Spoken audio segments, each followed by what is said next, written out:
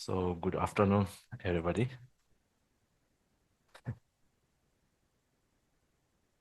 Then,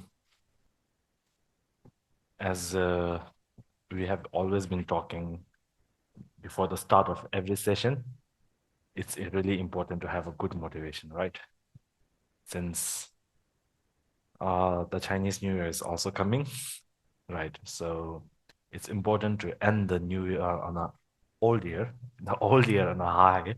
So have the motivation that all the maybe the like whatever I have done before and have the what do you call hmm, regret or have like whatever wrong that we have done, let that be bygones. And in the new year, maybe I will try to change myself better for the better and try to benefit the all of the new other beings, right? New other living beings, and try to improve myself in the way that's spiritual, not just materialistically, not just physically, but also like mentally.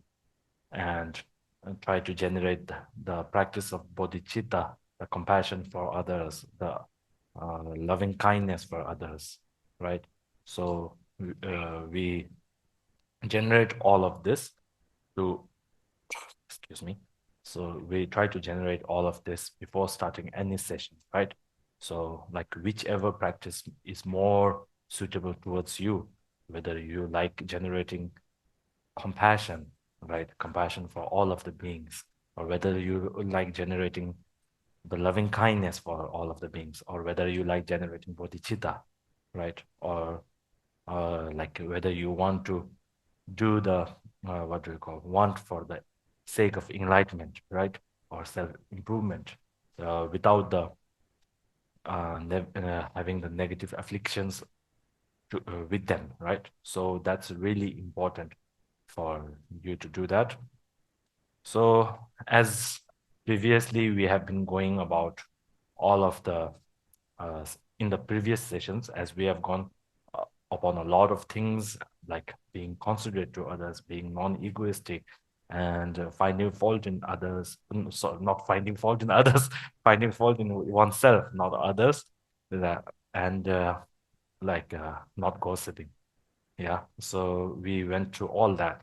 So basically, even though these are secular views, right? Secular things that, of course, every ordinary human being should be doing. And these are the human values that are the core of the practice of a spiritual practice also, right?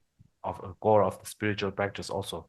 If you are really practicing this, then you are also practicing in a way the what do you call spiritually, right? So that's that.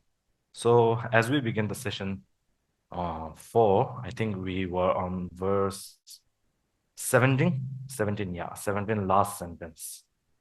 So it basically says, um, I think, yeah, when you eat and drink together, everything may seem fine.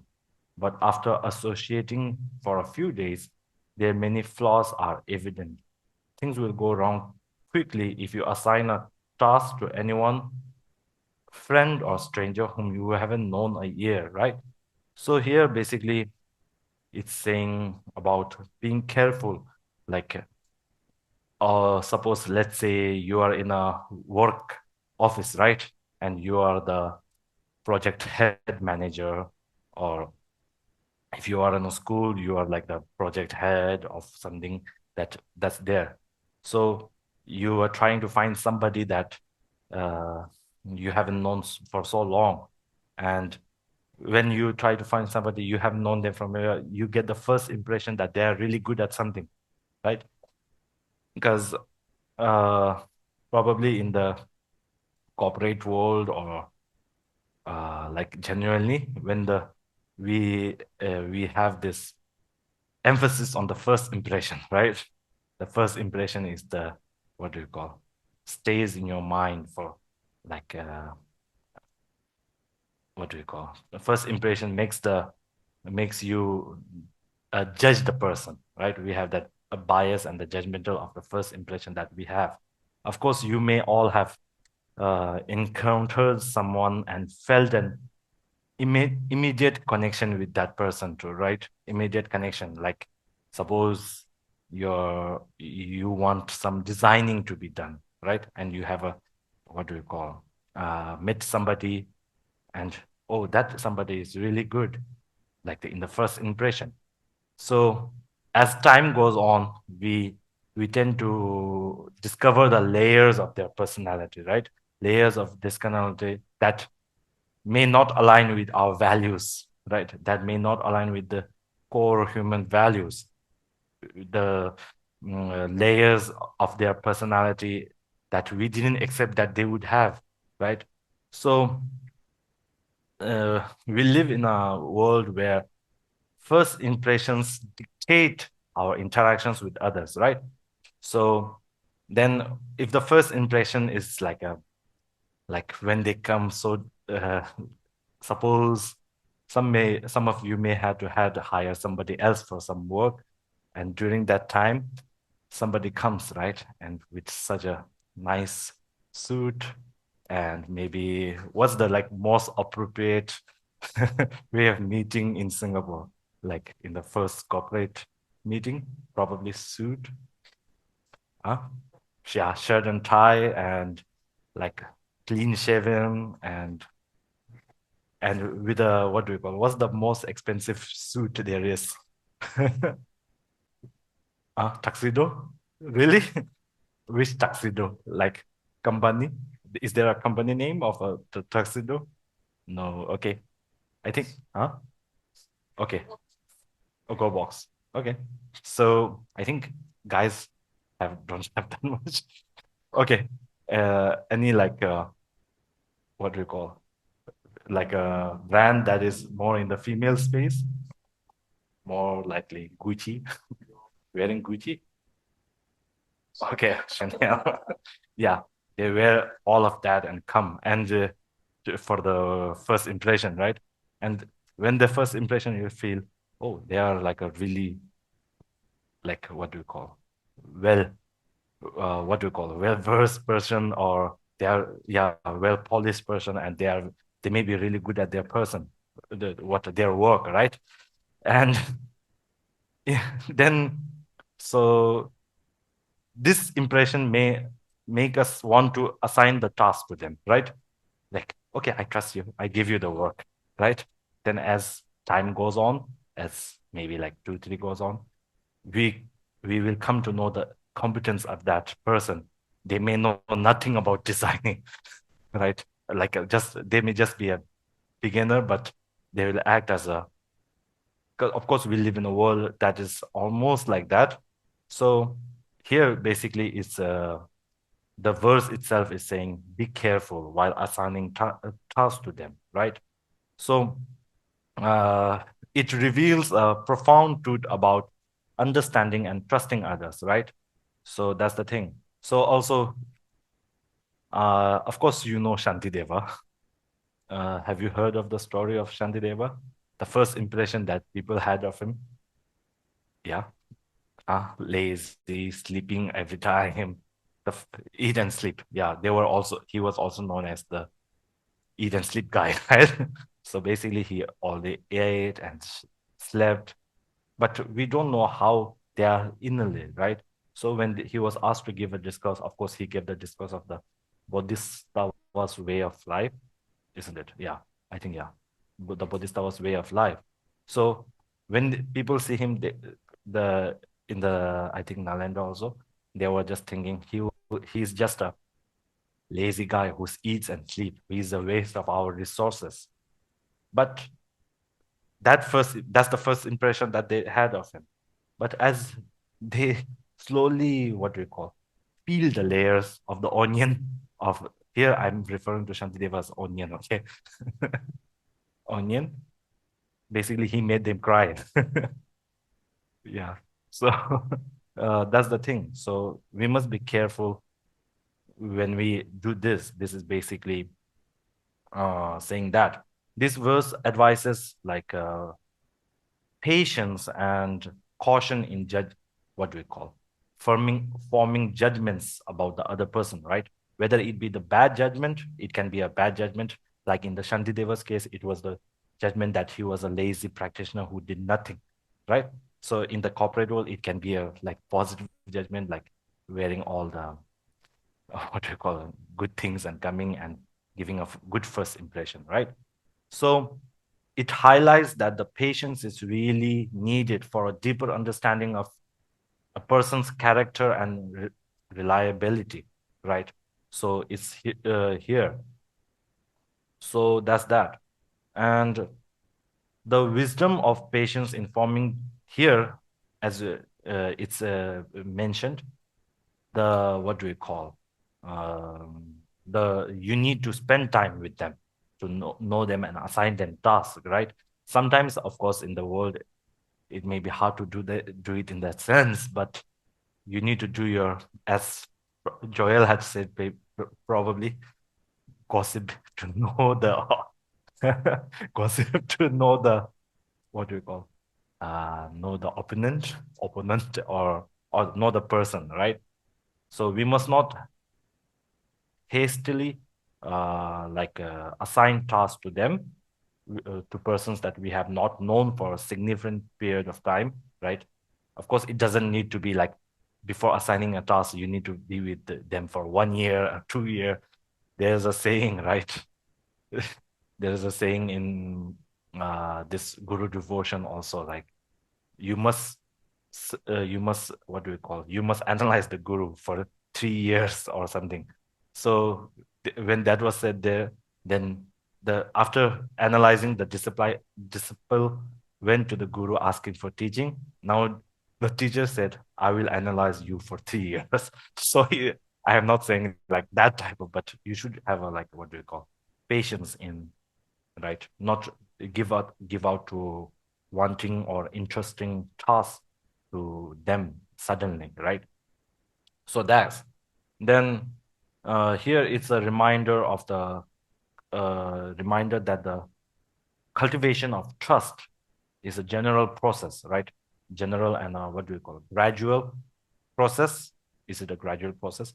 So whether it's a friend or a stranger, the individual's reliability and true character or compatibility with whatever work you are doing or whichever reveal themselves during the time period that we spend together with them, right?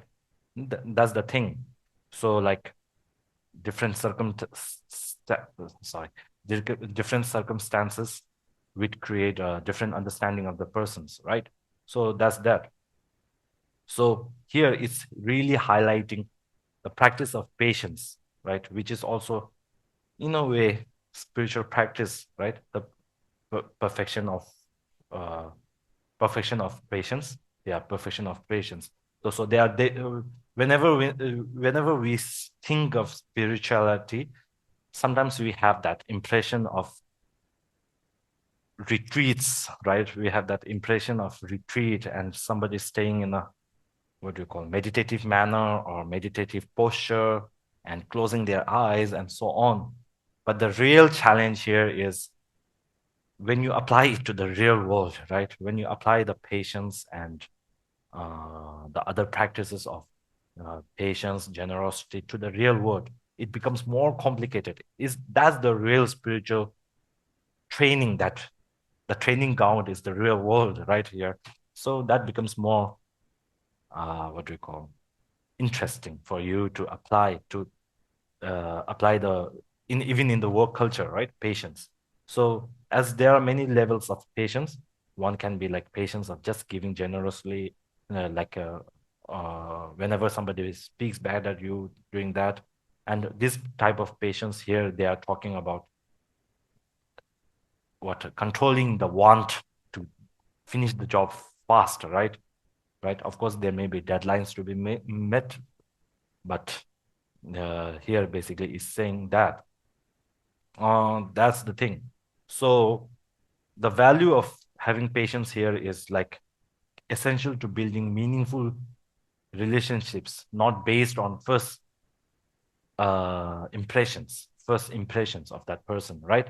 So we may have the we may have the first impression of them being good and we work with them, then later on the relationship goes bad and we bad each other, bad mouth each other, saying that person is so unprofessional in doing so. They didn't, they didn't meet this type of deadline. Then that person also says, that person just gave me the work without even what do we call understanding what the things were. So it creates a what do we call rift between the two persons that may be what doing the work, right? So that's here. So the patience, the understanding, and the mindful observation of the person that you are going to assign the task will lead to a stronger, more genuine connections, right? More genuine connections. So basically, it's saying that. So, of course, later on, you may share your own experience of how first impression you had of a person, and later on, when you worked with them, what you came to know about, right? Suppose, like, let's say you are the you want somebody in the work group to be okay, let's say two types, right? One, basically, you are hiring somebody for maybe, let's say, some Excel job, but you realize that when they are coming to you, you realize after you work with them a certain period of time, you realize that they were better at what do we call Photoshop or yeah, Photoshop or designing, or they have an eye for designing or or yeah, or only know how to talk or whatever, right? Yeah, so when that comes up, then they are not built for the Excel thing, right? Excel work or what whichever work that is there, but they are more towards the then you assign them to the correct uh, department or correct job, like you put them in the designing, then that may that will help them also and you also, right? You're not wasting your resources and so on. So this is basically saying you need to be careful while assigning the task, and you also have to be flexible in the sense, right? So that's the thing. So so that's the thing. So here also, like, it's saying the delicate balance of having trust, patience, right? Having the delicate balance of having trust and patience also. Trust, sometimes, like, uh, we trust blindly, right? It should not be like that. We should analyze and trust. So the delicate balance between trust and patience, right? So also, like, if we relate this to online, sometimes we have that tendency to see if somebody posts it, we trust it, right? We have trusted. So it's really crucial nowadays, especially like digital age, right? We call it the digital age, to really assess the digital interaction or digital information that is uh, in display, right? In display, whether it be in a tweet. Is it called a tweet? I don't know, right? Is it a tweet or a post, whichever, right? So we can look for the whether the thing is being shared online is reliable from a reliable source. Even though it's a reliable source, they can make mistakes, right? So not just blindly following and like that. So of course, like, online profiles can be curated in a way, right? That can that can what we call that can hide our faults, right? It can just show the good things. So of course, this when you want to hire somebody from online, right? You want to hire somebody from online, you may just look at their profile, but it can be curated, right? Then we look at just the good things that they have done, and we don't have the what do you call general understanding of how they are in person. Then we may hire them, then later on we face the problems ourselves. So that is creating suffering for yourself. So instead of doing that, so it is saying here, be vigilant about the authenticity of the persona of the person, right? Persona of the person and the character of the person, right? However they present themselves digitally or like uh, offline, right? So here also, it's also saying that we must always approach online interactions with mindfulness and analyzing, right? So this is how like ancient wisdom is still profound and still really relevant in now's ways. It's just the thing that because there was no online thing there, he didn't mention online, right? It's just that he's just saying in a general way of what do you call you should avoid people when you just met them, right? So that's the thing. So what do you call? That's the thing. So in the online age has transformed how we connect, right? It has like what broken down the distance and the barrier and allowing us to share moments of joy and with just a click, right? So also like if you talk about okay, let's not talk so much about it, but there are virtual like VR things happening that we may have to work there, right? And we are having interactions with the virtual space, virtual, is it called avatar? Yeah, I think it's called avatar with them. So it's also like here is really emphasizing that whether uh, the interaction we are having is not just based on first impression, but a passage of time will reveal how they are, and so trust them gradually. So that's the thing that it's saying here, right?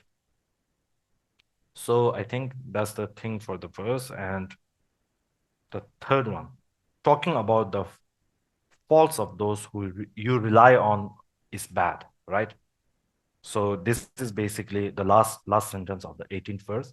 So here, talking about faults of if somebody is reliant on you, like let's say, suppose mm, your children or your parents or so on, who is reliant on you.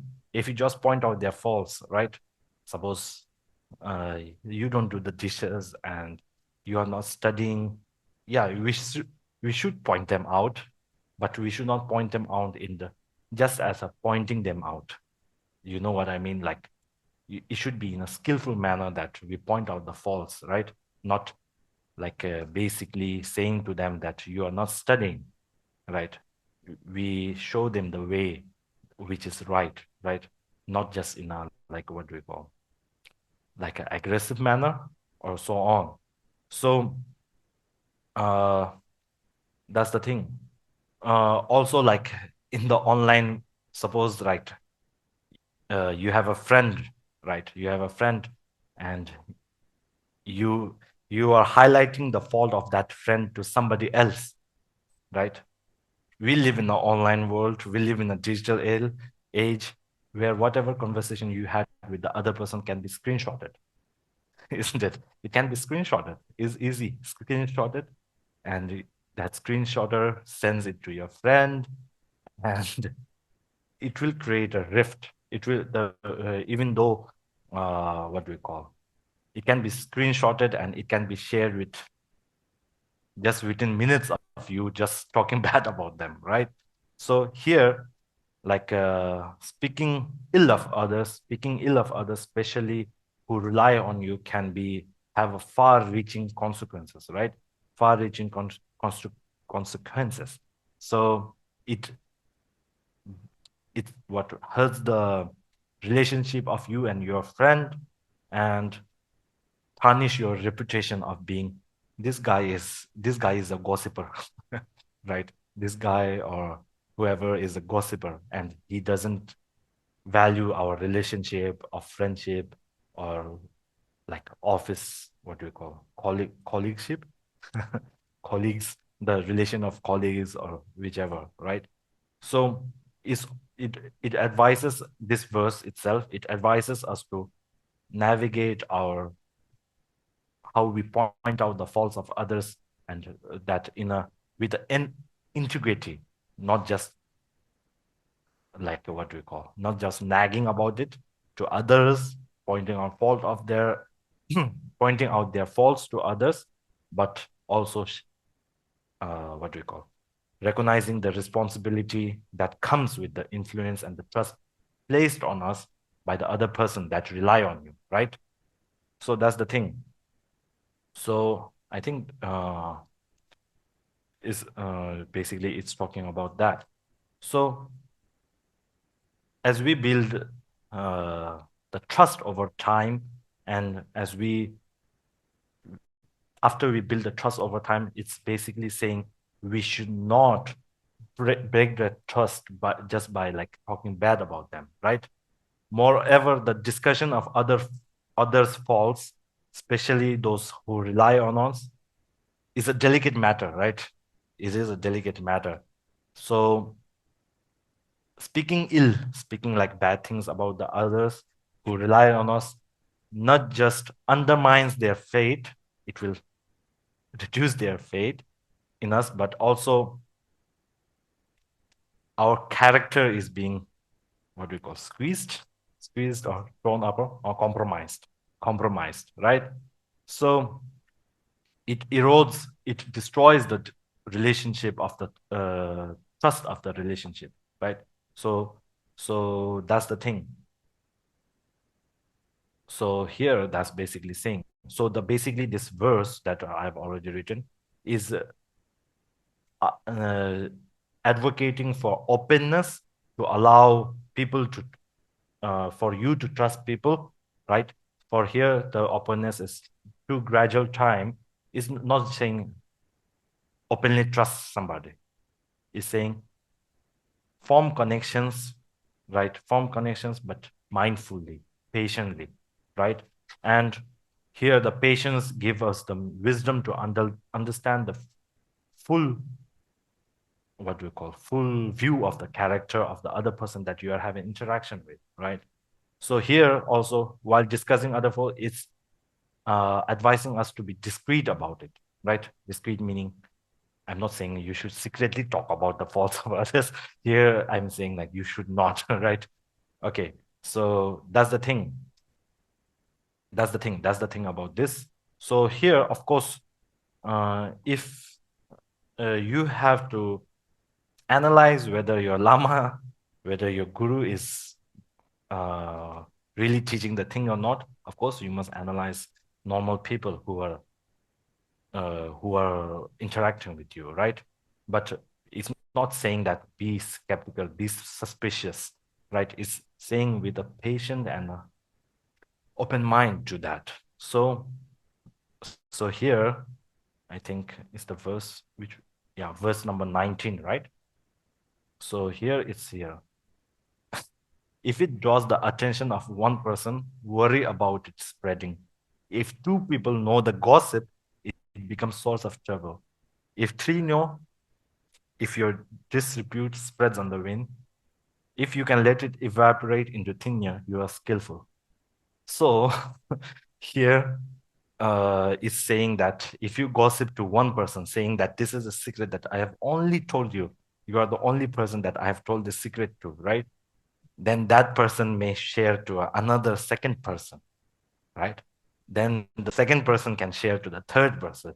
Then third person will share it online. Let's just say online, so make it more faster, right? Otherwise, the gradual sharing happens, right? Then genuinely, if I shared something with maybe Joel, saying this is a secret that I only Joel and I know, Joel shares it with Joanna, and similarly Jerry and Jerry to pay. Suddenly, I may just think that it is just a secret between Joel and me, but everybody in this session knows, right? The secret. So here, what it's saying is it focuses on the repercussions of the negative speech or gossip or the secret that you have shared with others, right? then it emphasizes of being mindful of what we say, right? And understanding that it can spread fast. It can spread fast, right? And it can also harm the relationship. It can also harm the community, right? So there is a saying, right? The pen is stronger than the sword. The pen is stronger than the sword. Of course, if you fight with a pen, you will lose. But if you, basically, it's saying the words are stronger than the sword, right? So that's the thing. So um, here, what it's saying is oversharing, right? Uh, it uh, it is encouraging us to reflect on the potential consequences of our words, right? Having the potential consequences of oversharing with others. So that's the thing. So also, like during the digital age, online platforms can amplify the speed at the speed it spreads, right? And of course, sometimes like let's say Facebook, right? Is Facebook prevalent here? Yeah, okay. So let's say Facebook. We saw some posts, we just commented commented on the post like something. So that comment can be seen by millions of people, like if the post is gathering such things, then it can become a like what do we call uh public scandal. It can cause it can cause like public disharmony, right? So that's the thing. And this digital magnification of the things that we are doing, right? So it's really important to have the mindful and the caution towards sharing or posting or commenting whatever. As talked in the first session, that we have that want to comment. If it triggers a negative emotion in us, we just want to comment. What? Okay, okay, let's not share this. Recently, like the okay, just leave it at here. I think. Yeah, so that's the thing. Uh, and I'm sure I will lose the battle here. I lose the battle of the fight that Dromtönpa and I are fighting to avoid gossip, right? As in the previous session, we had already went through that the gossip is a real base for building friendships. As Jerry had said, I think like it's a team building process. I think Dromtönpa and I will lose. Here, basically, Dromtönpa is saying that you should not gossip with one person or two person, three-person, right? You should just let the secret evaporate into thin air, right? Just let it die with you. There is a saying also, right? Take it to the grave with you. Yeah. So it's basically saying that. Yeah. Then your reputation will also, if your disrepute spreads on the wind, right? So it's also saying that. Oh, okay. I wonder how will Dromtönpa react to that. The saying that the gossip can foster friendship. This is a question we must pose to him. This is the question we must pose to him. Does it really foster friendship or good culture? Yeah. So,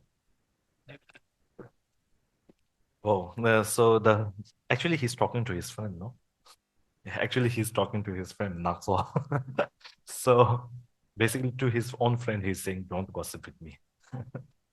Okay, so that's the thing. So as we go on to next, I think verse number 20, is it? Yeah, verse number 20. So here it's saying, if you recognize your own errors of speech, you can laugh at yourself. If you attract mockery with your demands, it delights the demons. If you befriend destructive people, it is a huge mistake. So I was so that. So here basically what he is saying is you should recognize your own errors of speech, right? You can laugh at yourself. So this first sentence itself is really important, right? So right now we are living in a fast-paced world where every word and every action can be scrutinized, right? Scrutinized, can be criticized, right? Like because you have to post a photo online, like in the public, right? Public domain. So this verse is really like uh, emphasizing the what we call emphasizing the need of self-awareness, right? Need of self-awareness. The first sentence itself, right? So it is basically saying on the speech, know the errors of your own speech. It can also be applied to actions, right? Not only speech, but actions. So it suggests that your ability to laugh at oneself, right, is not a sign of like what we call weakness or like not being so competent about the work that you have done or speech or whatever you have done, but having the self-awareness to know that we as a human being are not perfect, right? Knowing that we right now, I feel like the culture that is has been created is it often prizes perfection, right? The perfection. Everything needs to be perfect, right? If it's not perfect, even if it's perfect, people will still scrutinize it. People will still criticize it. So here, basically, right now, the culture that seems to have been created is that it prizes perfection over vulnerability, right? And so in this type of culture, admitting our own faults and finding humor in our own mistakes, right? Finding laugh means basically finding humor in the small mistakes that we do can be liberating, right? Oh, I don't need to be perfect every time, right? Suppose we go to a party and even the speck of dust in the what do we call our clothes, even if it's a little bit dirty, then we tend to do that, right? So have the what do you call OCD to clean it or so on, right? So it allows us to embrace our imperfection, right? Knowing that this is important, right? So basically, it's saying that if you recognize your own errors of speech, that can be applied to what do we call light-hearted, light-hearted awareness to one's own fault, right? Not emphasize it. Of course, you should know that it is a fault and try to do so as we had talked in the previous session, right? Prevent it from happening again, but we should not be too focused on it so that we get consumed by the fault, right? So that's the thing. So this also is like saying that what do we call saying that what do we call let's say I forgot the word yeah, self-improvement, right? It's also like having the self-awareness to know the errors of your own speech and laugh at it. This is such a funny error that I did, right? Maybe then improve upon how can you do it in a light-hearted manner. That's the thing. So even like if we try our best, our words, right, try to articulate in the way that our words are so like, despite our best intentions, can sometimes lead to misunderstandings, right? Misunderstandings and so on. So when we speak, we can, somebody points out an error on that speech, right? Then uh, then we have we have two choices, right? Whether to defend our ego of the speech that being perfect, right? Defend, okay, let's say myself, defend my ego of you saying that whatever I talk is wrong, or have a mindful approach towards it and embrace that there can be faults to me. I'm not an all-knowing Buddha, right? I'm knowing Buddha and accept that. And that creates an opportunity for growth, right? Whereas if you just defend it at all costs, that I'm not going to admit that I'm wrong, then it creates what do you call a block, a wall between your self-growth and so on. So recognizing your own speech is like more of an act of acknowledgement towards like vulnerability of each human, right? So as we recognize this, we can be more compassionate towards others' faults also, right? If we don't know, sometimes we have that tendency. If I can do it, they can do it, right? That kind of like thinking. But once we realize this, then we can be more compassionate toward others, right? So there's also a saying, to err is human, isn't that right? To err is human, meaning like to make mistakes. That doesn't mean that you should always do mistakes. You try your best, but even if you make mistakes, so uh, we tend to have that. We need to have that capacity to be able to laugh at ourselves, right? Sometimes people may think you are a mad person, like you did some mistake, you are laughing alone. So we should be mindful of the situations that we laugh in, right? So, so this laughter here, it's saying the powerful antidote to the rigidity of perfectionist, right? So a perfectionist, is there a perfectionist here? Probably. Okay. A perfectionist. Okay.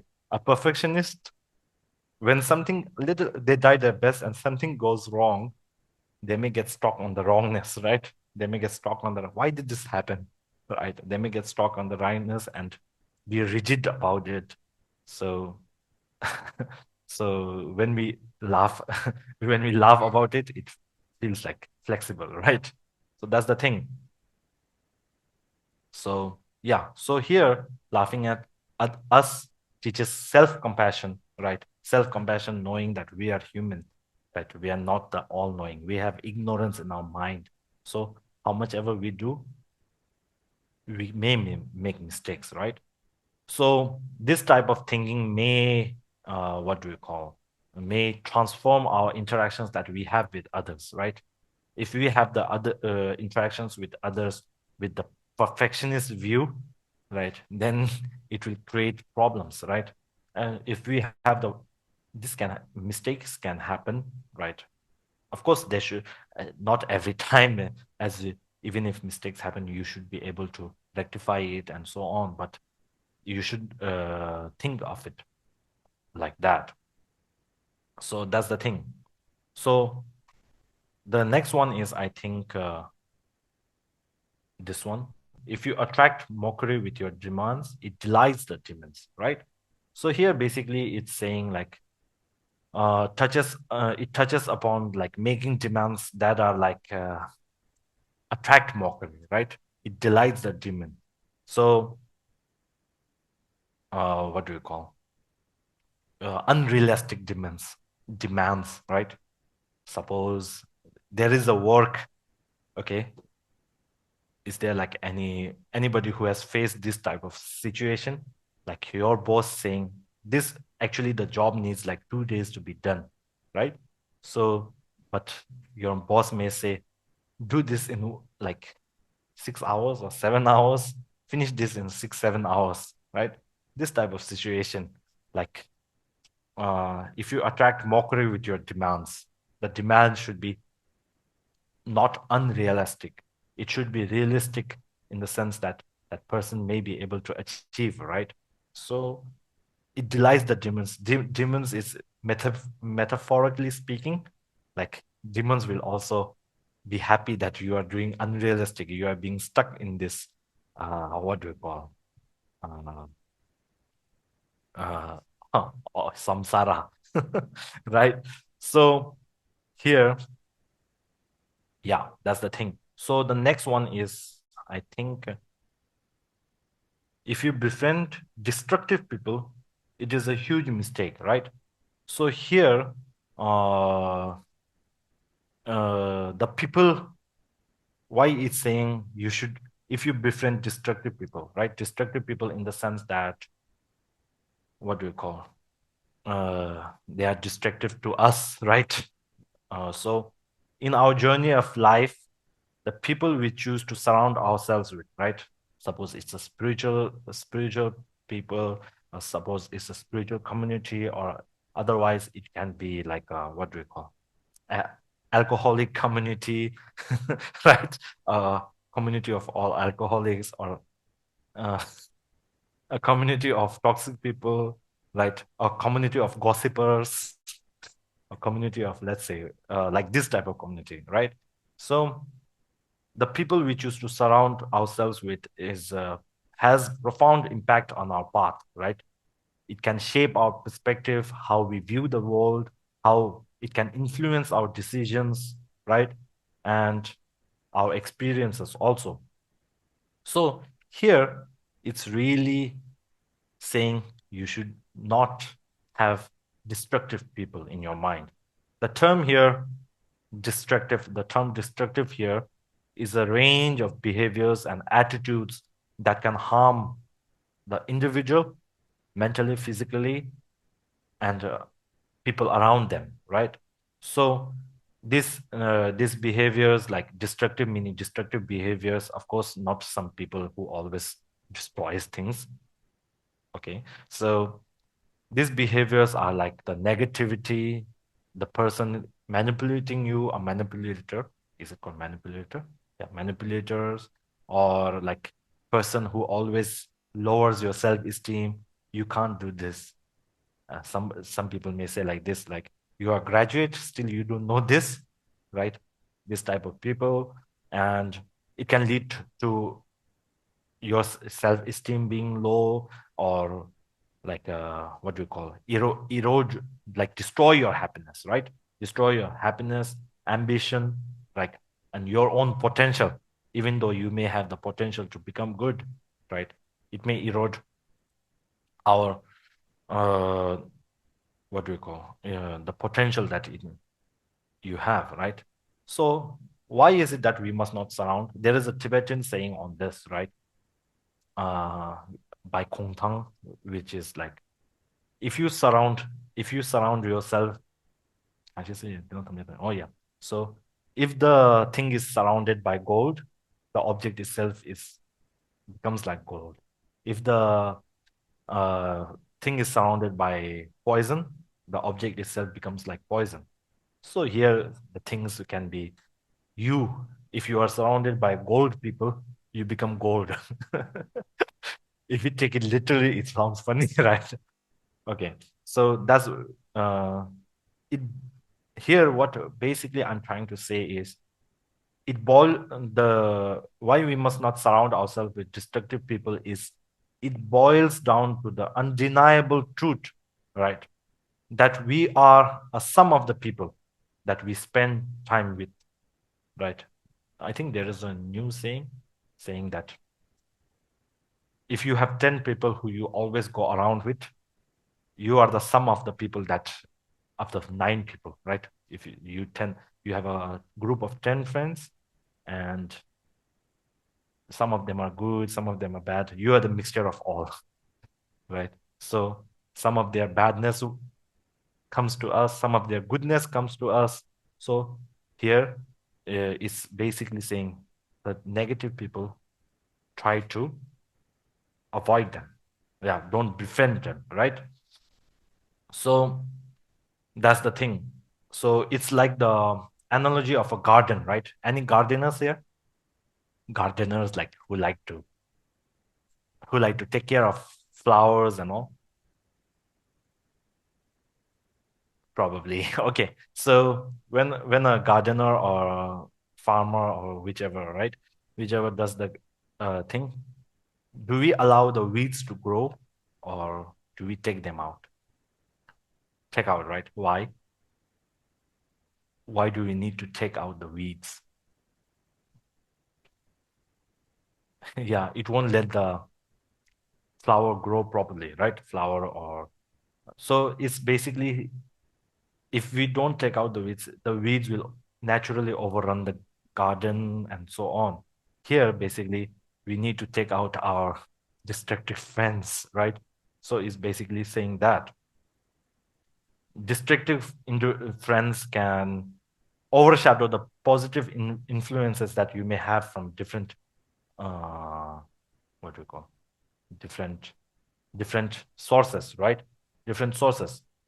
So basically here it's saying, uh, in the Buddhist text, Buddhist spiritual text also, there is the avoidance of destructive people, persons, right? It's said that uh, the destructive people won't come as a somebody who has horns on his heads, somebody who has horns on his head, and not with a label written that I'm a destructive friend, but will come as a friend who is really helping towards you, right? Really helping, kind-hearted, and what do we call, soft-spoken, and so on, with the appearance of all the good qualities. Whether the good qualities is inside them or not, we don't know, but they won't come as written on their forehead as a negative person, right? So it's important to be mindful of that and have caution about that, right? So that's the thing. So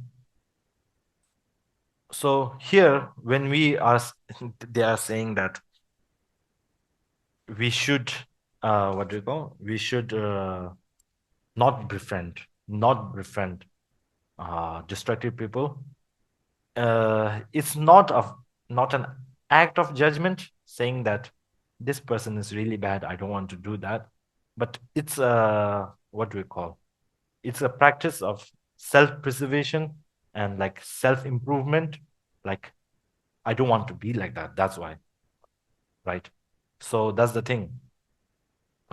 This decision, in a way, will nurture the environment that will help you improve, right? Of course, like this, like not befriending destructive friends who you are already friends with will require a lot of courage and maybe like hard decisions to be made, right? So that's the thing. So in stepping away from them, we may open the door for more meaningful connections, more meaningful relationships, right? So that's the thing, in more positive uh, influence, right? Suppose you have a throne in your garden. If you just water the throne will grow, right? But if you water the, what do you call, water the roses or the more good type of flowers, that will grow. So it depends on what you are choosing, right? So it's important to recognize that. So that's the thing. And I think so here, if I have still more to advise, so listen. So here basically he's saying these are not just, I'm not ending here. He's going to say more about things, right? So here basically what he's saying, all these are small things. Still there are many things that you don't know that I will say, right? So that's the thing. So maybe the verse 21, don't be too gluttonous. Share your food with people. Don't be too stingy. Make religious offerings with your wealth. Don't change your expression too much. Meet everyone with a smile. Don't be too biased. So here, from here, I think there are eight categories, right? So don't be too gluttonous. Don't be too stingy. Don't change your expression too much. Don't be too biased. Don't praise those around you too much. Don't be too quick to criticize others. Don't make too many promises to anybody. Don't assign blame indiscriminately, right? So here, basically, he's saying, don't do all of this. So the first verse is, let's first start with the gluttony, right? Is it called gluttony? Yeah. So so here it is not just saying uh, to avoid overindulgence. Gluttony basically is overindulgence, right? And become fat, right? We should share our food, right? We should share our food. So it is saying that it invites us to share the table, extend our table with others, right? So here, basically, if you take it literally, it's just about sharing food, but it's just not about sharing food. Here, what is saying about it's symbolizing food as like sharing of your joy, sharing of your resources, right? If you have resource to be happy, don't just overindulge on that, right? Share it with others. So in moments of togetherness, sharing all of this with others. So that's the thing. So next is basically is saying practice generosity, right? Practice generosity, whether it be with food or so on. And here, what's the next is here stinginess, right? Don't be too stingy. Like Arjun, it also says like make religious offerings with your wealth. Make offerings towards your own spiritual growth, right? Spiritual growth. So it encourages us to look beyond the material things that we have, material happiness, right? Suppose you want something, you buy it, you get the happiness. It's not saying that not just uh, be happy with the material, but also make uh, investments so that your spiritual, what we call practice, is also being offered, right? Yeah, that's the thing. So basically, it can also be like a community service, right? Making spiritual offerings as also as that.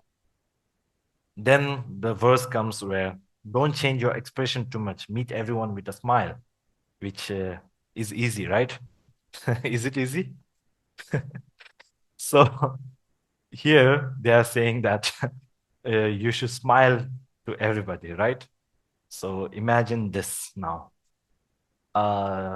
You have a colleague or a friend, you have like a what do you call colleague or a worker who works together with you, and you don't you both aren't in the best of relationships, right?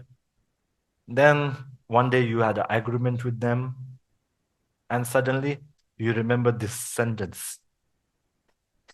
Don't what we call don't change your expression to meet everyone with a smile, right? Then you fought with them and you go back and you meet them, you see them again, then you are smiling to them, right? That person also, maybe you are not smiling, but that person is smiling back at you. In your own mind, what would you think? You may become scared, right? You may become scared. Oh, I just fought with him. Is he is he like planning something? Is he planning to like do something bad to me? That smile will seem that smile will seem suspicious, right? Like suppose he's your enemy. Is he going to plot something against me? Right. And maybe just for like safety's sake, you call him and you take him to for a cup of coffee so that he doesn't making sure that the plot is not there. So that's the thing. So meet everyone with a smile, right? So I think that's the thing. So, but here, what is basically saying is you should, uh, when you meet somebody, even if you don't meet somebody you don't know, you can just smile, right? So sometimes people may think you are crazy if you're smiling all the time. So that's the thing. So it's basically saying it's don't be too biased, be even-handed to friends and enemies, right? So you should not be biased. Basically, what this is saying, like importance of moderation and balance in our behaviors and interactions that we have. And it also advises like what we call excessive emotional displays, right? Like so, like sometimes we get sprang what do we call the emotional display is too much, like the graphics too much. When you get angry, you are just showing angry face too much and so on. But here it's saying you should be always smiling, and that can also be linked to a what do we call practicing generosity, right? Well, who do you would think would be more approachable? A guy who is always like in the serious phase where there is no smile, or somebody who is always smiling, right? So makes you more approachable as a person. So that's the thing. Yeah. So here the also like if we apply it to online, don't be too gluttonous can also be like online, right? Online. Here you are being greedy of food, and it can also be applied the food for your mind, right? We go online, we always look at each and every post, each and every news. We are being gluttonous in the online information, gluttonous about the shopping. Yeah, some may have the shopping, right? Like shopping addiction, shopping addiction, or some people may like controversial news, like something happened to somebody. You are looking at that person and what the opposition is saying, and so on, right? So this caution about gluttony can be extended to our digital world also, right? Digital our consumption of the digital content, right? So we here what is saying is contributing positively and using the digital content positively, right? Not just because you want to satisfy your need for boredness, right? Not just that. So that's the thing. Also, like the stinginess can be also applied. If you have something to share, you have something to share, like not sharing it online, so that, okay, suppose you are in a schoolwork, right? You are doing schoolwork and you know the answer to some question, and you are not sharing it online with your colleagues or friends, so that you can become the better one. You can show off later, right? So in the class. So this can also be in the digital sense. It can also be applied there, right? And yeah, that's the thing. Uh, Also, we can apply this to what we call a digital smile, right? Here, don't change your expression to me. Everyone with a smile is like a digital smile. Digital smile is a smiley face. No, but probably, probably like more like what do we call uh, having like more supportive comments and so on, right? Like if you are genuinely, I'm not saying just do it because like uh, I said you to do it, but you should feel genuinely also like being supportive, right? And that's the thing. So also like here, the thing of being even-handed, don't be biased, right? So due to online, what do we call, content being created in, and the algorithm being created in such a manner that it's so polarized, right? It's either the one side or the other, isn't it? If you are saying this, you are against us. If you are saying that, you are with them. That kind of polarization is there, right? Also, there is like a, from what I know, there's an algorithm that shows you what you want to see, right? If you like something, saying something, like somebody saying the in the, let's say somebody saying a controversial statement, if you like that, then the algorithm will show more of that thing, right? They won't show the opposite side. They won't show the opposite side. Of course, we can search for it, and the algorithm of basically Facebook or YouTube or Instagrams are like that. So there, it's a polarizing. We must understand that, and not be too biased, right? So basically, what online is doing is fueling our biasness, right? So that's the thing. So yeah, that's the thing. I think then verse 22. Don't praise those around you too much. Hold it in your mind, right? So we live in a world that where our words has a lot of power, right? As previously said, the, what do we call? The pen is stronger than the sword, right? So here, where it's saying that you should hold in your mind that, what do you call? You should not praise too much. Praising, while often seen as a positive form of motivation, can cause, can create obstacles for the person, right?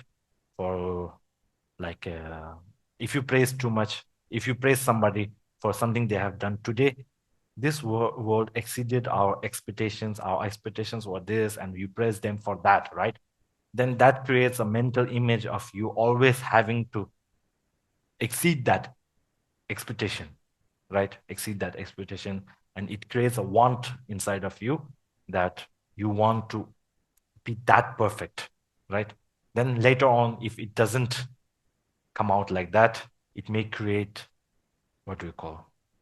We call, what's the word for that? A disappointment. Yeah, disappointment upon yourself. Disappointment upon yourself that we are not being able to reach the first expectations, right? So it creates, it can be dangerous in some contexts, right?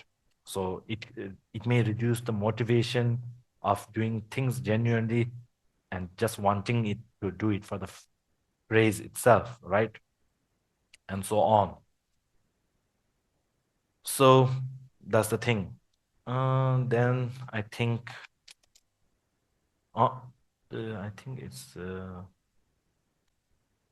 it should be there. Then also, like, when you praise those around you too much, like you praise, suppose in here I praise somebody so much, then the thinking may arise, right? Why is he praising this guy only, right? Why isn't he praising everybody, right? Why isn't he praising me? This type of like division may arise also. So basically here what is saying, to don't praise those around you too much, right? So here basically what they are saying is also in online context, it can be don't like too much. Don't press the like button too much. Of course, social media influencers are going to bash me for this because they always say at the end of their video, I think, like, uh, oh yeah, like, share, comment, right? So I'm going to go against them. Okay, so basically here what is saying that, okay, so I'll try to explain it from a psychological point of view, right? So here what it creates, the basically, from what I know, the like button was created by a person, but later on it became as an algorithmic thing, right? And also it created a want for being liked. The the normal, what do we call, interaction we may have, it, the praise, right? The praise, it's all the being the like one is the, like, being praised for your effort, right? It feels like that. So when it becomes too excessive, then it loses its meaning, right? Then it just becomes a number, how many likes you had had. So it's creating want for the likes, then doing many like unethical things just for the sake of the likes. That can also happen. So here basically what it's saying is that so don't be too quick to criticize others, use skill to get them to stop. So here basically what it's saying is, what do we call, don't criticize others, use skill, right? Just criticizing isn't enough, show them the way, like this could be done in this way, like use skill to get them to stop. Also, don't make too many promises to anyone, keep your agreements. I think this can be understand, this is pretty straightforward, right? Like if you make promises to everything, then you cannot keep the agreements, that promises you have kept, then of course it will strain your relationship. Then that's all. Then I think it's better to go to verse 23. If you err, don't feel guilty afterward, but prevent it from recurring. As I explained earlier, right? If you make mistake, instead laugh at yourself and don't feel guilty, and don't get stuck on the guilt, but prevent it, right? Don't let it happen again, right? Don't repeat the mistake. So that's what it's saying. I'm sure this makes sense to all of you, like in a corporate sense also. If you repeat the mistake again and again and again, that doesn't mean that you are repeating the mistake. You probably get fired, right? So that's the thing. So here, I think, yeah, I think we'll just go faster. Unpleasant speech becomes enemies, completely cut it out. So here, from here on, I think there are like almost nine or eight some things that you should completely cut out, right? One is unpleasant speech. One is unpleasant speech because it it creates enemies, right? When you speak unpleasantly about others, even the friends, even the like potential friends and the friends that you have may become your enemies, so you should not do unpleasant speech. Undertaking too much leads to misfortune, right? So here we live in a world where multitask, we glorify the word multitask, right? The allure of multitasking, then desire to want everything, right? Desire to, what do we call, seize every opportunity presented at you, right? Okay, somebody asks to rise in the ranks, ranks in the office. Any opportunity, any work that is given you, catch every of the work, right? So this catching of every work or opportunity that's given to you may make you spread thin. You may be spread thin, right? You may not be able to give full effort to one and make the quality good, right? Quantity, you may be focused more on the quantity, so just that the other person doesn't feel bad, or just for the sake of promotion you are doing that, right? So the quality of your work will suffer. So they are saying here, what he's saying is, don't undertake too much. Just focus on what you are doing. Do it perfectly, do it excellently, right? So once we take too much, then it what do we call, it will spread out a stain, and we may miss the deadline that we may be able to do it if we were not undertaking too much, right? So here it's basically talking about balancing what you can do and what you can't do. So yeah, also it reminds us that spreading ourselves too thin, right? Like you have 10 works to be done in one day, right? Then it can also lead to burnout. It can lead to stress and ultimately like feeling overwhelmed, right? Like feeling overwhelmed. This much I can't finish. Then that's the thing. So instead, this verse is saying you should moderate on what you undertake, right? Have moderation in what you undertake. So it also is saying that if you moderate, then whatever we are doing will be more meaningful, more fulfilling, more fruitful, more quality, right? On that. So we have that thing, right? There's our material things, do more, have more, be more. So this type of mindset will attitude will affect our happiness. So here he is always Dom is basically saying do not undertake too much, right? Also, like in the online context, it can be like, because you are available online every time, right? And people give you this, I'm speaking from experience, like because you are available online and you are so easy to reach.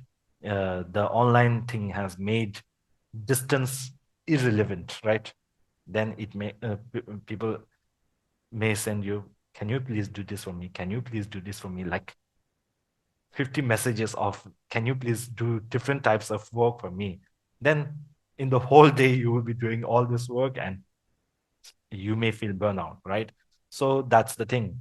So we must know that our attention and our energy are finite resources. We cannot maintain, everybody is not like an infinite energy source. Everybody doesn't have that. We have a certain level, right? Like during we do something and we get tired, so we won't be able to do it. So here basically it's saying take things slowly and moderately. So that's the thing. So also here, that verse number 24, I think I'll go more faster. Verse number 24, indecision mixes up important goals completely. So here, unpleasant speech is cut out, undertaking too much is cut out, indecision is cut out. Indecision meaning like this verse, in short, this verse gives us, the verse itself gives us like a, what we call indecision, negativity, and fantasy, right? So here it's saying, don't be indecisive, be decisive, right? Being decisive doesn't mean like, I want to do this, I just jump there, right? Being decisive here basically says, evaluate, evaluating everything, having the reasons and everything, then deciding, right?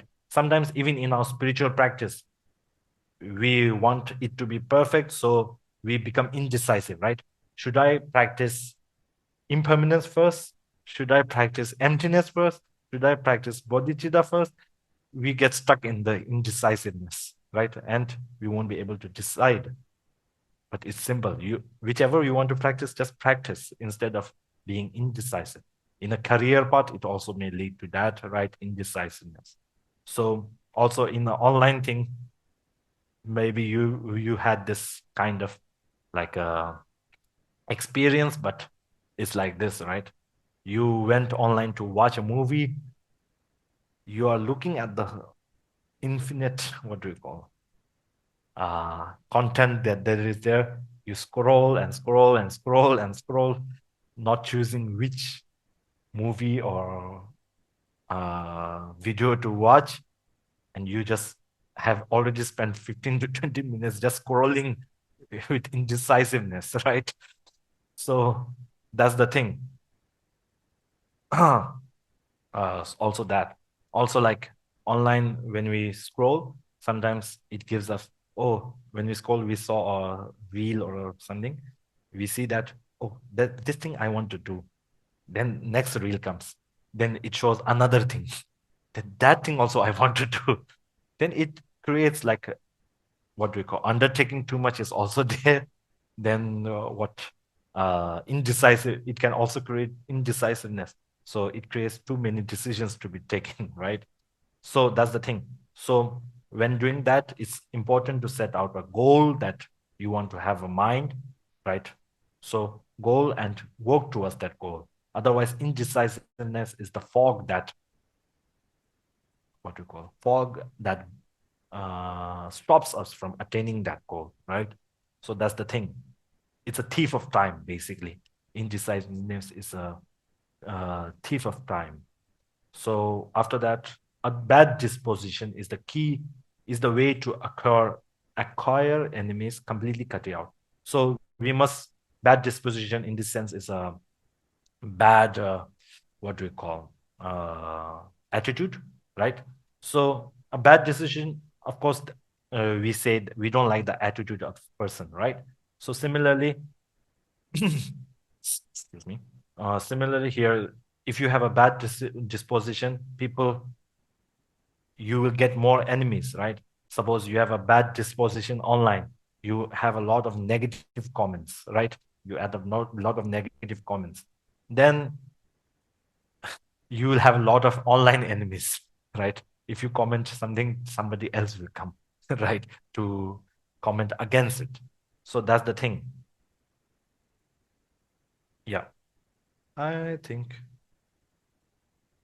yeah, fantasies. I'll just read the verses and maybe like we can go more deeper into them next onwards, right? So indecision, bad disposition, fantasies meaning like unrealistic goals, right? So we should cut them out. Bad servants, in here it's written servants, but it's basically in Tibetan, I think it's more like a followers. Bad followers are basics of gossip, completely cut them out. So evil companions are a source of regret, so you should cut them out. Wicked places are insecure.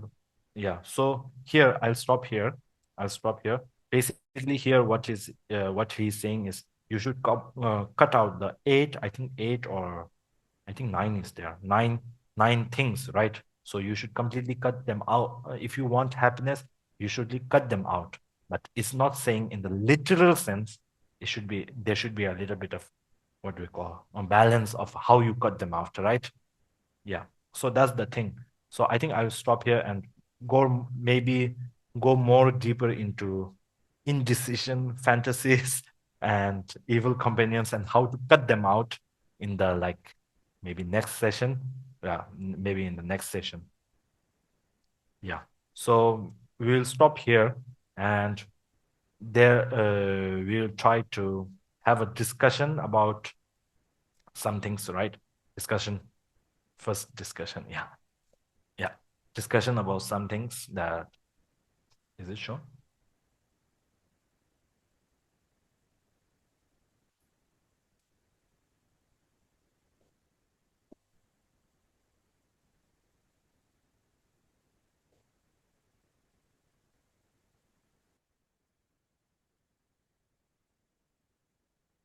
So, Rinpoche, the first discussion you want it to be on the praising?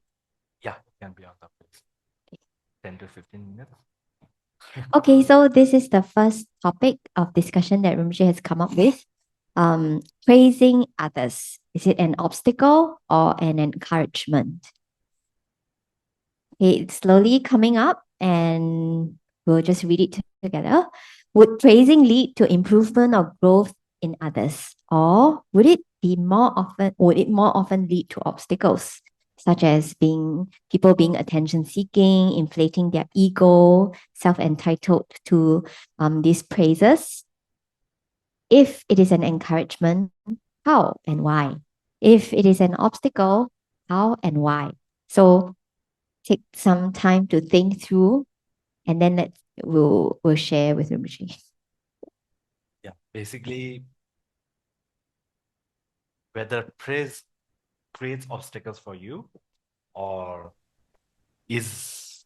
creates growth in you, right?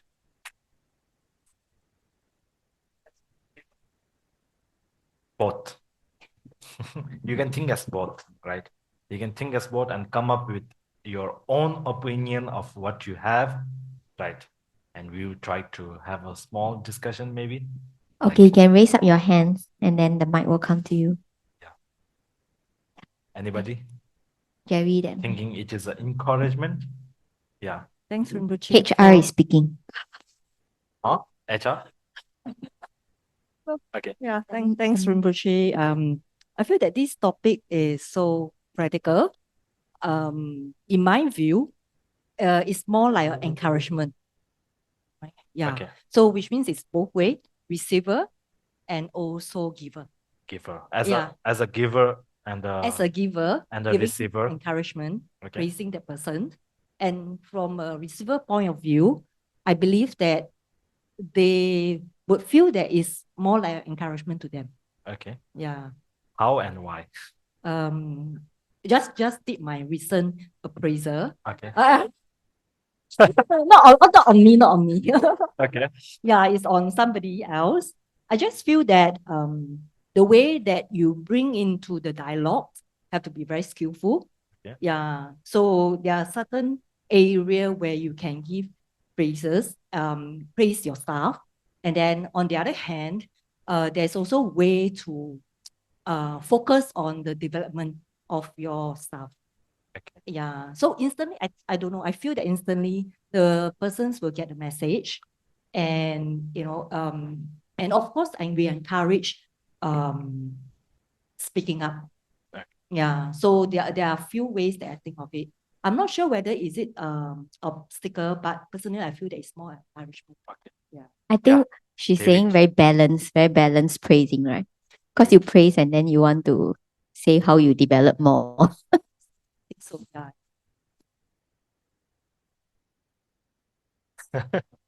Okay. All the CEOs coming to the play. Okay, pretty much aligned. I mean, I always believe in give credit when due. So, when somebody do a good job, obviously you need to praise, to recognize. Otherwise, the other person also don't know, right? Okay. So, but in our work, right, sometimes, okay, because I'm trying to think what kind of obstacle can it create, right? Especially as a giver. So, using Evelyn's example, year-end appraiser. So, we said, well, you did a good job. But if the company is not doing well, there will be little or no bonus. So there'll be expectation. You keep praising me, but I don't see the numbers. Then it becomes an obstacle. It's real. Because I can give you 5 stars, but you say, hey, how come I'm receiving less bonus than last year? Yeah. So that can become an obstacle as well. But this being practical, of course, we need to communicate. So how do we tackle that? Usually we actually communicate with the staff, in terms of upfront, right? Bonus is a attribution of your performance as well as company's performance. Okay. Yeah. So yeah, but like I said, like it could be obstacle as well because people will have what you call You are praising me too much, but you are not giving me pay yeah, rise. that's right. That's right. Yeah. Okay. Yeah, that's all. Yep. Okay. So anybody else saying it's an obstacle? Yeah.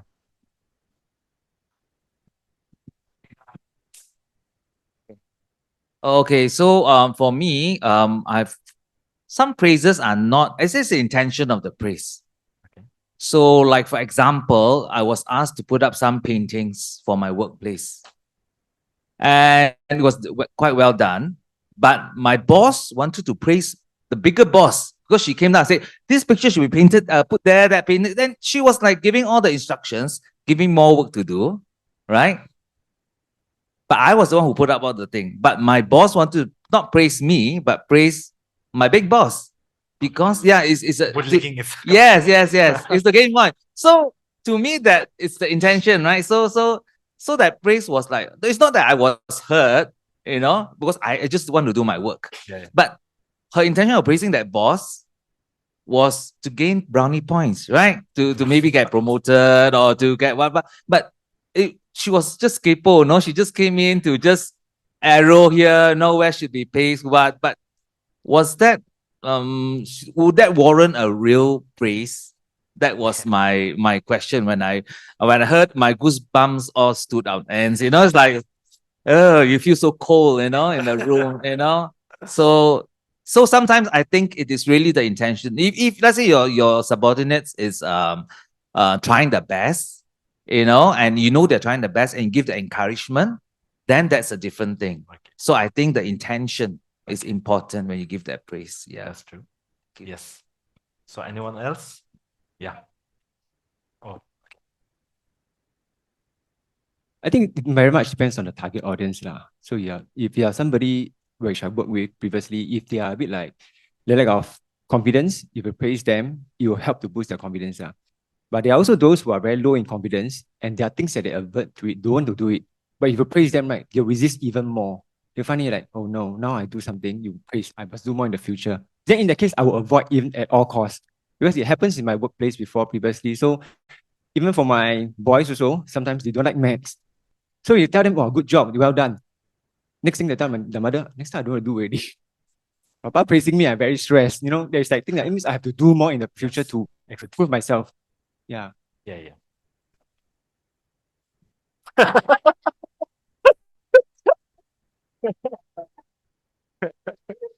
Yeah. Thank you, Richard. I think it goes both ways. Okay. It could be a very good encouragement if the person have really low self-esteem. Like when they're learning something, you want them to improve, you give encouragement. But it could also be an obstacle using Excel as an example. If using Excel, for example, Okay. if a person is very, very good in Excel and the person is being super lazy that day, he do a pivot table and he send it over and you praise him because, oh, it's a pivot table, it's really good.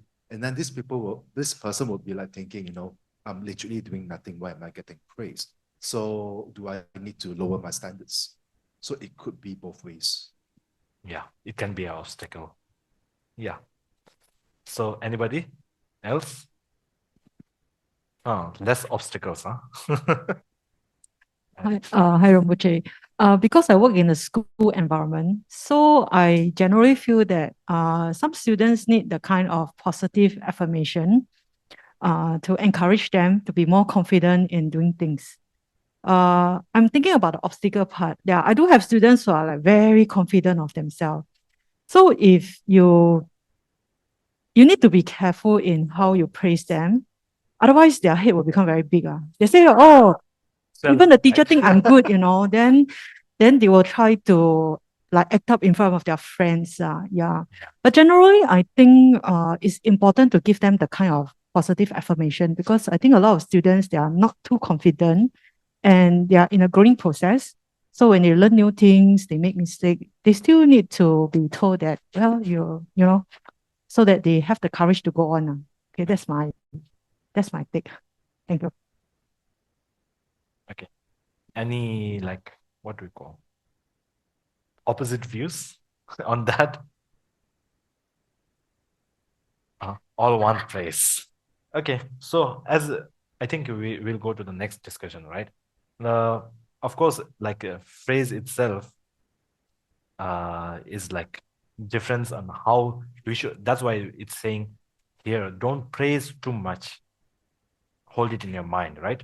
If you sometimes when we praise somebody too much, it can create an egoistic view of themselves, right? I'm better than I'm better than the others, even in the children's mind or work staff's mind, like I'm better than them.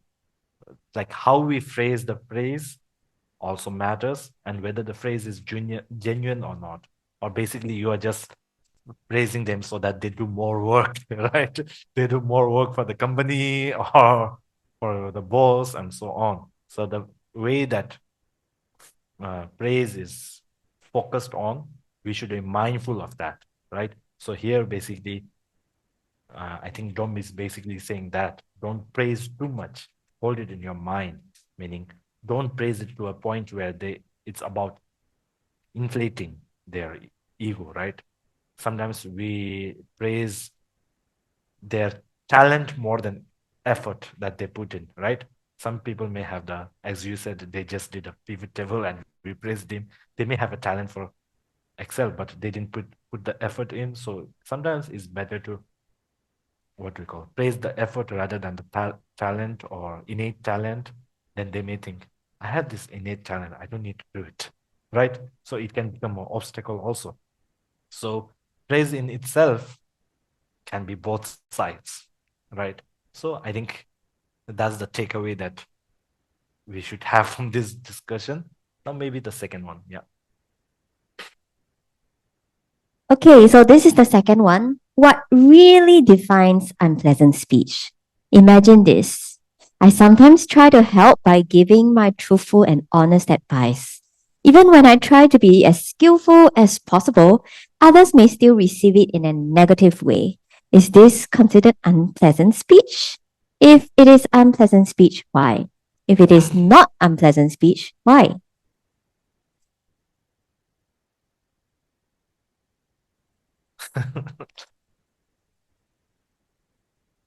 Okay, anybody? Okay. Yeah. This is a very challenging. I think it will be considered as an unpleasant speech is if it's the person who are unable to, if the person receive it in a negative way, then to that person will be an unpleasant speech. Because it will mean something hurtful, whether they are in a right or in a wrong. Just an example, if let's say a person is trying to, out of goodwill, care for you, try to give you a little bit of advice that, you should not do certain thing, but that person on the receiving end may receive it negatively. So to her will be a unpleasant speech. Yeah, so it is tough, I think. So basically, I think like what the teaching says, sometimes you really have to be a little bit more observant to know what the person thinking is, so that we got to be a little bit careful on the words that we use, whether they are able to accept the kind of thing that you tell them, even though you are like truthful and honest advice. Yeah, so not easy, I think. Okay, anyone else from the management side?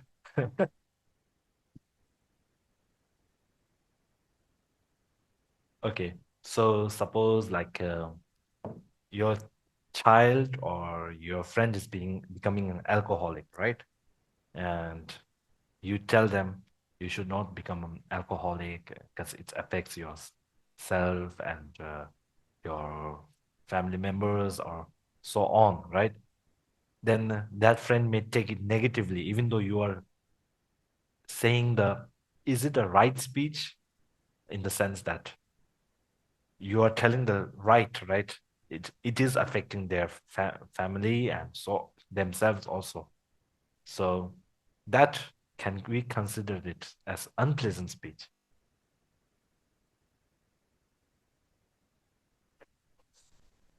Yes, of course. So I've got a friend who he went back to prison. After he came out, he went back again. So the mother was the one who surrendered him to the police station. But the mother told him, it's better for you to stay in prison because that's the only place that you are safe, and out of drugs. And then when I wrote to him, he wrote back, he said, I'm very hurt by what my mother said. So when I wrote back to him, I asked him to reflect. Is there truth in what she said? Have you proven to her that you can stay clean on your own out of prison? So I said, if there is truth in there, then why are you angry or hurt by what your mother say? If there's no truth in there, then prove to her that you can stay clean. So to me, to him, that was an unpleasant speech. So I said, your mom is probably very hurt when she said, and she's of course not thinking right, because she was obviously very angry with you. But I was just telling him to reflect that the mother said this out of love. So there was that balancing. It's obviously very unpleasant to him.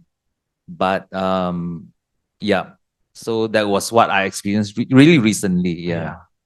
So Thank you. even though it's unpleasant, can lead to a pleasant, what do you call, improvement, right? Pleasant improvement in the life. So why in the text is it always saying that maybe, what was that?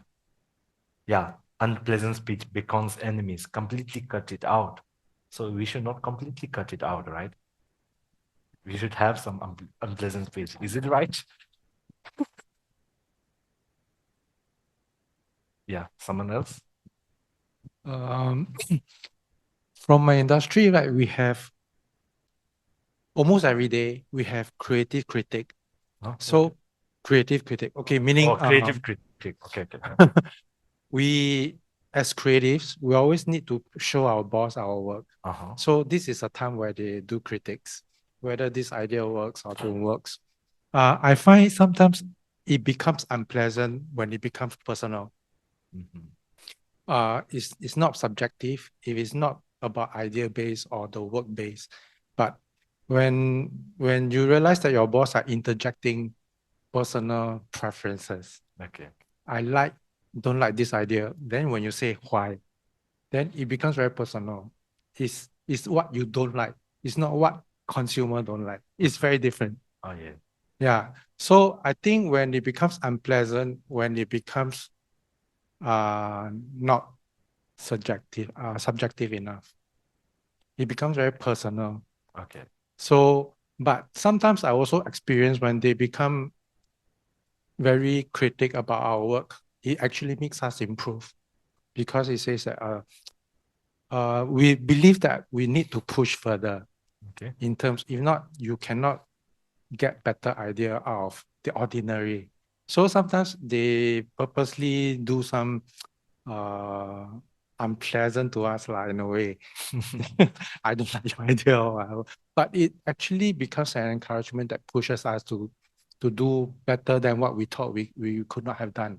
Okay. Yeah. So I think at the end of the day, if the critique becomes too personal, then I think it crosses the line. Yeah. Okay, so unpleasant speech is making you improve, basically, in a way. If it's subjective. Yeah, it's Yeah. subjective. Okay. Yeah. Basically, I think all of you are really practice in the turning the obstacle into the path. Yeah, I think unpleasant speech would be when you have very like negative intentions. Because I think it's about the So intention. even if the intention is pure, And then yeah, then the other you person take it bad, then Yeah. you know, the other person need to change the attitude. okay. So So based on what you're saying, right? Let's say I have a very kind intention, but I'm just very barbaric. barbaric. I just very barbaric and say like, you shouldn't be doing this. Right? No, it's then is it good unpleasant good speech? intention plus skillful. Can? Good intention plus skillful. This But this excuse can go. Okay. doesn't have unpleasant speech. Okay. Someone else? Yes. Rinpoche, I think it really depends on the recipient if they want to be helped or not. If they do not want to be helped, it's going to be unpleasant. If they want to be helped, it's going to be pleasant. I do kickboxing training sometimes. Oh, wow. So there are people who doesn't like to be corrected, Okay. right? So they just want to do whatever way they want. So when you share with them, hey, you may want to turn your hip, they were like, who do you think you are? Right? But there are people who's new, and when you do kick your backs, right, these people will just turn and just look at you, and you know they want to be helped. So whatever you tell them, they just do it correctly. So it really depends on the recipient. Okay. It basically what's it done? Okay. Basically, what we are saying here is it depends, right? It depends on what do we call? It depends on the recipient, right? So here, basically, what we are seeing is the non-existence of intrinsic, right? Something as intrinsic. If some speeches were even like what Louis said, what you should not do it this way, that can be taken as a, even that verse can taken in a pleasant way, right? Right. It's for, if the recipient is thinking this for my own good, and that's why he's saying that, then it can be taken in a pleasant way. So here what we are seeing is a nature of non-existence of intrinsic nature, right? Intrinsic of the object that we are seeing.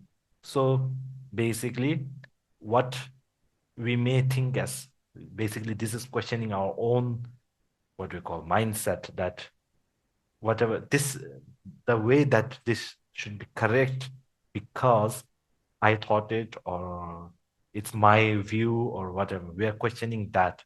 So it basically boils down to emptiness. So dependent arising, mostly like more like dependent origination, if you think deeply about it, right? So that's the second. Let's go to third, maybe.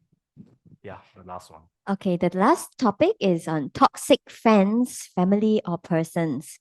Should we embrace or avoid these toxic people? We all have that person in life. As a Mahayanist practitioner, we all love and treat all of them just like our closest friends. On the other hand, we are also advised to avoid toxic individuals or bad company. What do we do here? Do we embrace them or we avoid them? Why? Yes. Thoughts on that? Basically, like in the verse previously, there was the verse that completely avoid destructive friends are the source of misfortune. Completely cut them out, right? We should delete their phone number. We should block them on WhatsApp. We should block them on Instagram and everything. But as a Mahayanist practitioner, we should practice compassion, or so on towards them, right? So how and why? So any Arrow, thoughts on that? Yeah, Joshua. Okay, David. David. Coincidentally, I was thinking about this just now during the middle of the lesson because I think there was a topic like that lah. Yeah. So I was thinking, say, yeah, you should avoid toxic friend, but at the same time, practitioner, we should give love. So I was thinking, what's the middle way? So my answer, personally, I feel that I will not embrace them. At the same time, I will not avoid them. I mean, if they come to me, I will still talk to them, treat them nice per se, but I will not date them out for lunch or dinner. I will not engage additional conversation with them. Okay, I would not start the conversation with them. Okay. If they come to me, of course, I will embrace. Okay, like in our layman term, we entertain them. In our layman term, we entertain them, talk to them. Okay. Like normal, but I will not avoid them completely. And at the same time, I will not pursue the relationship further with them. Yeah. Okay. Yeah. That's my take lah. Okay. So you should avoid them. Okay. Okay. Anybody saying that? Yeah. Okay. For me personally, I will avoid them now because they are toxic. I might not be able to handle it. If I become toxic, I will spread to my kids. Then it will just go on. And then for the start is that if they feel toxic, people do I admit before some of them, when they talk to you, you listen to them. To them, it's like, I can depend on you. So they spread the toxicity. And then they don't see that, I'm going to say fault, that they're in some kind of professional needs to go for counseling to get out of it. But most of the time they'll just dwell and how should I put it? They'll just like prosper in this, and in the end, then they become deeper and deeper, unable to get out of it. That's how some of the people I met. That's how I feel. So sometimes if I can't handle, I will avoid. Yes. Yeah. Okay. So I think yeah. Rinpoche, thank you for your teaching. I think it is also our karma that we meet with these people. If we start avoiding them in this life, next life. Okay. So yeah. Okay. So you should embrace them. Yes, probably when I'm more stable, not to drag them down with me. Okay. Okay. Anybody who wants to embrace the toxic friends?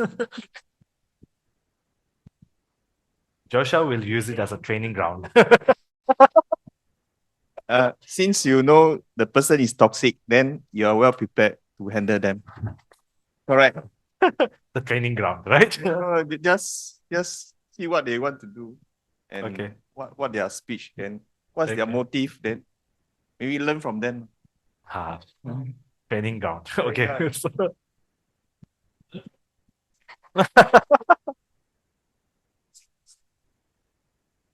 What kind of... Since you know he's toxic, then Okay. you will be well prepared to handle them.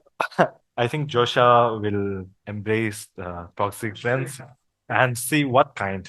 Then maybe write a thesis on what different kind of toxicity is. How toxic are they? Okay, nice. Any thoughts on that? Embracing the toxic friends. So I think, yeah, anybody? Yeah. Was there somebody who got the mic? I think. Oh, no, it's okay. So I think, yeah. Anybody, any thoughts? Any last thoughts on I think that depends on the toxic person, how he or she relate to you. If it is your own parent, I don't think you can avoid totally or your family. Okay. But if it's just a friend or passerby, you can just as what David say, if he or she don't come to you, you don't go to them. But just take it as a friend. That's it. Yes.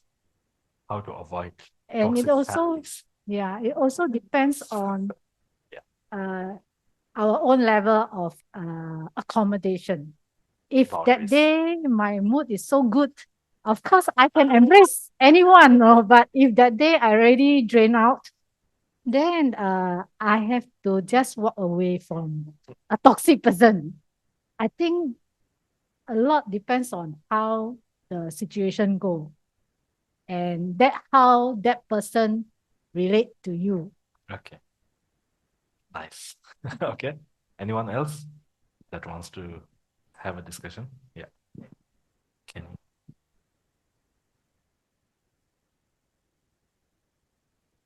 Correction. I think this topic should fall down to the most basic level if we believe in reincarnation. If one really believes in reincarnation, our toxic individual friends could potentially be our mother, our loved ones in our previous life. So do we actually give up on that?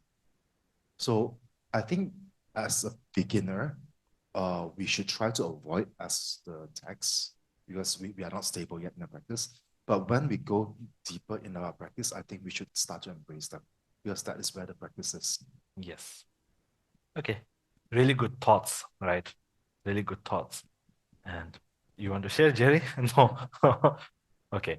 So basically, yes, of course, like it depends on your own situation, your own disposition, right? If you have become practice, basically there are two in the monks also, like there's two saying, right? Completely cut it out. Like you don't have to cut them out if you are not influenced by them, right? So there are basically two sayings. So here, basically, what Drom is saying for a layman, right? He's talking from a secular point of view, like it's better to avoid it if you are not a practitioner, right? So from a practitioner point of view, it's definitely, and a beginner point of view, it's definitely better to avoid them so that we don't have to get in a fight with them, right? Otherwise, of course, a kickboxer, trainer like Kenny may be able to uh, like win over them. And if you become so practiced that you are not influenced by their whatever toxicity they have, right? Of course, each and every individual may be different, right? Then once you reach that type of level, like being indifferent about the toxicity, being not influenced by the toxicity, then of course you can embrace them, right? So there are levels to, as we go on, there are levels to conventional reality. If you go deeper, we can go on that, right? So if we don't believe all that and we don't want to deal with all the toxicity, we just avoid them, right? So that may be the thing. Yeah. So Rinpoche, actually Grace is online because she's not staying in Singapore, so she shared and it's somewhat similar. So Grace is saying that it depends on how ready is oneself. If we are not strong or not stable mentally, then it's better to avoid. On the reverse side, these toxic people are a test for ourselves if we are ready to embrace. Lights attract lights. Toxic people is also a reflection of ourselves, reminding our own state and how much more practice and more work needs to be done on ourselves. So after hearing her sharing and everybody's sharing, I need to praise. I feel like needs praise to everyone because everybody is so like nice and so kind and really well practiced. It's like yeah, it's very inspiring to hear everybody's answer so balanced and they're like nice practitioners. That's true. Probably like most of people would say avoid, right? So as Josha has a lot of training grounds here. So okay, so I think we will stop here with the takeaway today would be like of course, like we should have a balance in everything we do, right? Whether it's cutting out toxic people or whether it's about the gluttony and stinginess and everything, right? So, of course, there is a balance and a situational awareness and being mindful and having patience and all that to each and every situation is unique in its own self. So, how to deal with the situation is also unique in itself, right? So what the today's takeaway would be like balancing all of this, right? Praising and etc. So that's the thing. So I think we'll stop here.